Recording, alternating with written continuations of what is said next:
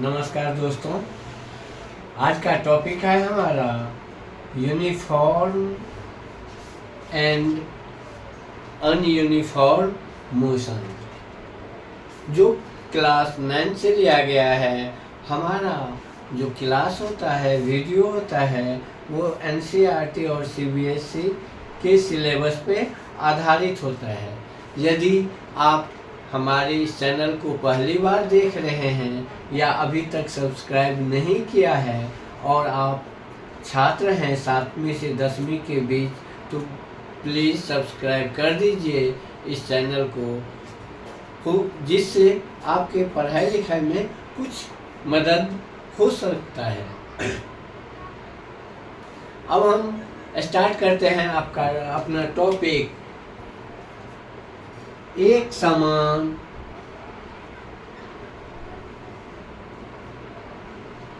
और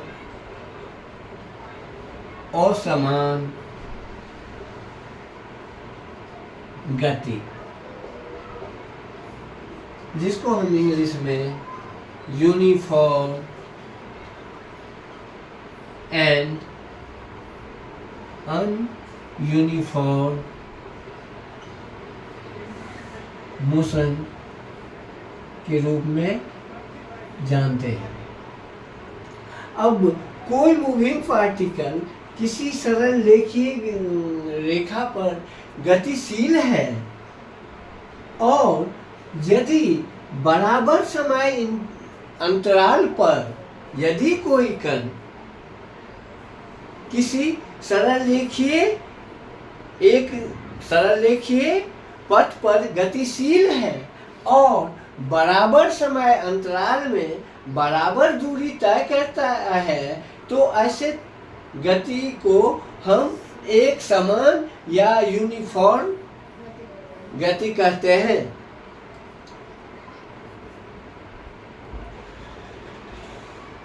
इसका मतलब है, यदि कोई कण 1 सेकेंड में 5 मीटर की दूरी तय करता है, तो अगला जो नेक्स्ट 1 सेकेंड होगा उसमें भी ये 5 मीटर की दूरी तय करेगा। फिर तीसरा जो 1 सेकेंड होगा उसमें भी ये 5 मीटर की दूरी तय करेगा। इस तरह के जो कण गतिशील होते हैं, जब बराबर समय अंतराल में बराबर दूरी तय की जाती है, तो ऐसे गतिशील कण को हम एक समान गति कहते हैं। समझ गया?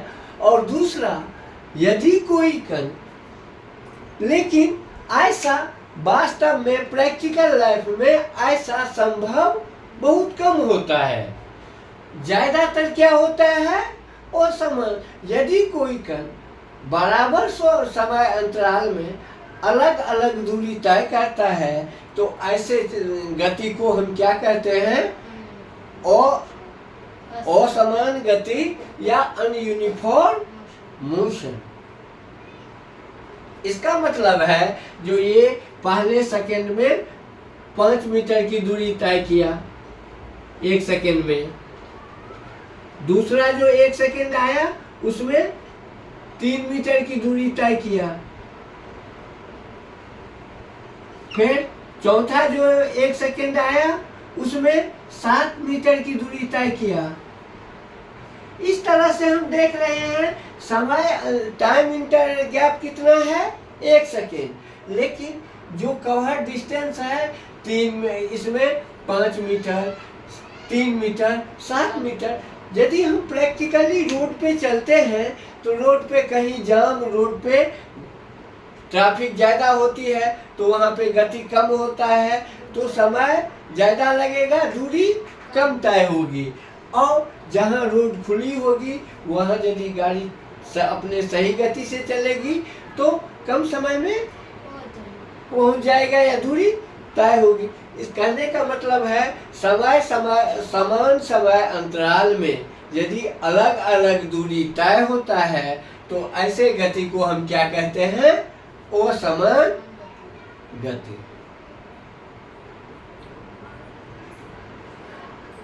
अब असमान गति जब होता है तो हम औसत गति निकालते हैं।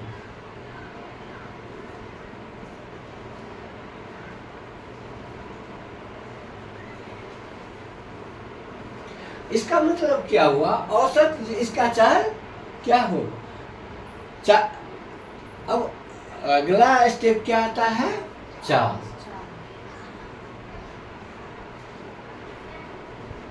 किसी कण द्वारा इकाई समय में जो दूरी तय की जाती है उसे हम चाल कहते हैं। इकाई समय में किसी कण द्वारा सरल रेखीय गतिशील कण का 1 सेकंड में या एकांक समय में जो दूरी तय की जाती है वो उसका चाल कहलाता है।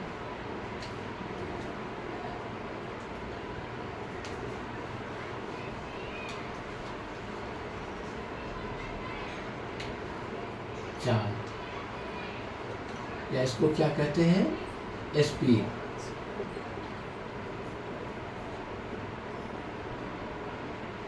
इकाई समय में किसी कण द्वारा इकाई समय में तय की गई दूरी को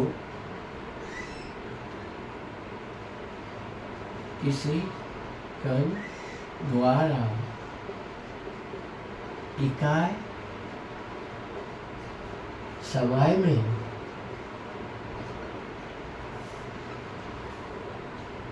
तय की गई दूरी को चाल कहते हैं।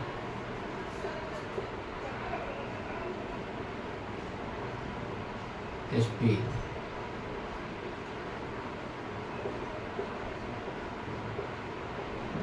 अब जैसे कि हमने असमान चाल के बारे में पढ़ा है, जो 1 सेकंड में पढ़ा, 1 सेकंड में कितना?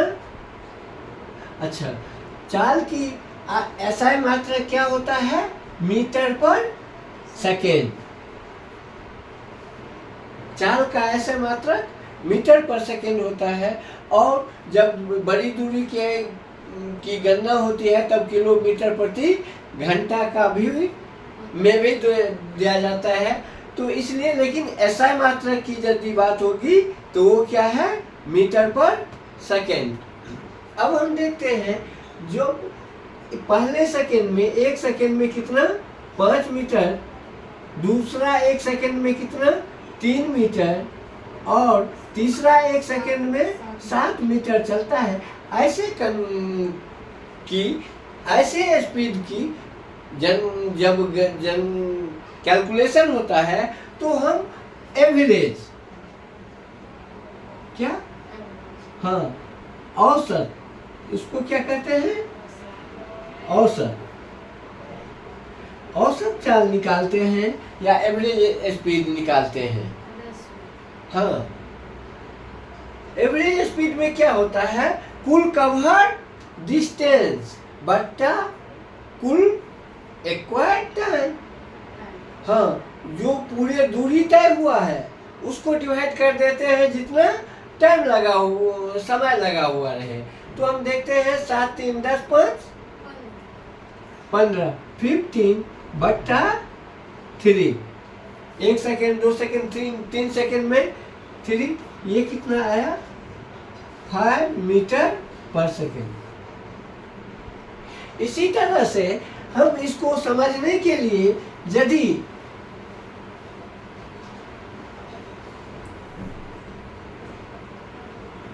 मान लेते हैं कोई कण यहाँ A से इसी तरह से जाने में A से B पर पहुंचता है, और इस दूरी को तय करने में 30 सेकेंड लगता है। कितने? हाँ, और इन दोनों के बीच की दूरी S है।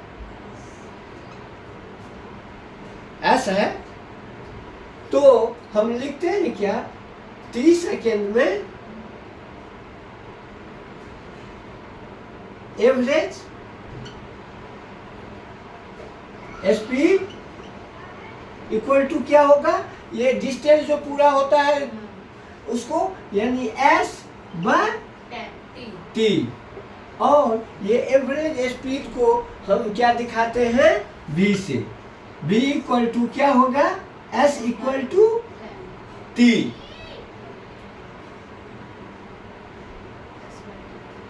हाँ, और इसी तरह से, इसी फॉर्मूले से कभी कभी तुम्हें ये पूछ देगा, दूरी यदि निकालने के लिए स्पीड और टाइम दिया रहेगा और डिस्टेंस निकालना होगा, तो s इक्वल टू हो जाएगा v इंटू टी।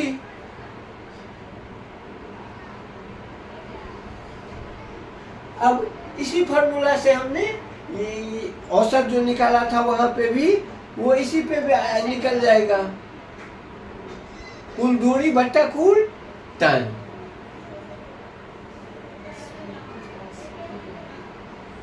धन्यवाद। यदि आज का वीडियो आपको अच्छा लगे तो वीडियो को लाइक कर दीजिए, छात्रों को शेयर कर दीजिए और चैनल को सब्सक्राइब कर दीजिए। धन्यवाद।